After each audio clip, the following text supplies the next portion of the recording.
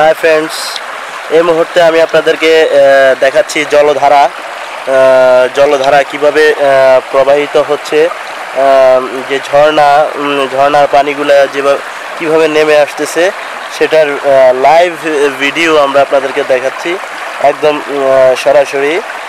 এটা ইন্ডিয়া বর্ডারের ভিতরে, ইন্ডিয়ার মধ্যেই পড়েছে এই ঝর্ণার পানিগুলো আমাদের বাংলাদেশে ঢুকছে। খুবই সুন্দর একটা জায়গা আপনারা দেখতেছেন। এখানকার স্থানীয় অনেক লোকজন এখানে কাজ করছে। তারা এখানে কাজ করার পরে এখানে বিশেষ করে তারা দেখা গেছে গোসল করেন। আমরা দেখতে পাচ্ছি আমাদের যখন কিছুক্ষণ আগে যখন আমাদের ভিডিআর আমাদেরকে সিগন্যাল দিয়েছিল চলে আসার, তখন ওপার থেকে বিএসএফ সদস্যরাও তারা আমাদের সীমান্তবর্তী একদম বাংলাদেশ সীমানার কাছাকাছি তারা চলে আসতেছে।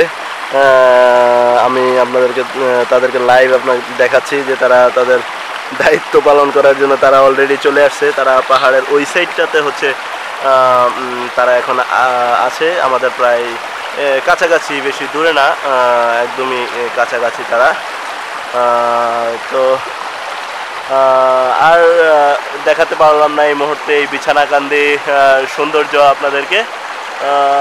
তো আশা করি আপনারা অনেক উপভোগ করেছেন। যতটুকু আমাদের সাধ্যের মধ্যে ছিল ততটুকু আমরা আপনাদেরকে দেখিয়েছি। এর বেশি কিছু দেখানো আসলে পসিবল হয়নি, সেজন্য আমরা আপনাদের কাছে আন্তরিকভাবে দুঃখিত। আমাদের যেহেতু এখন আমরা পাসপোর্টবিহীন আমরা এখানে এসেছি, সেহেতু আমাদের ইন্ডিয়াতে প্রবেশ একেবারেই নিষিদ্ধ।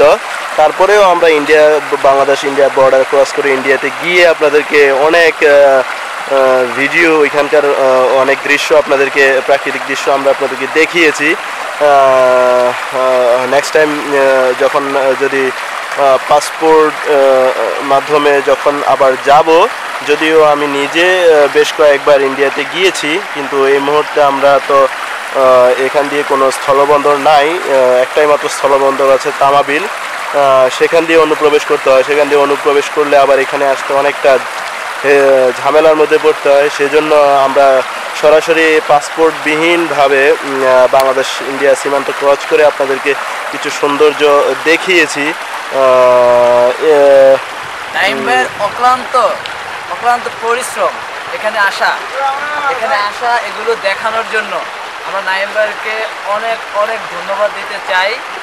কেন, উনি সেই সকাল থেকে এ পর্যন্ত যতটুকু পরিশ্রম করেছেন সবার জন্য বা আমাদের জন্য, আমরা নাইম ভাইকে ধন্যবাদ দিয়ে মনে করবো আমরা ছোট করব তা নয়, তাকে আমরা মহান ভাবব, অনেক মহান।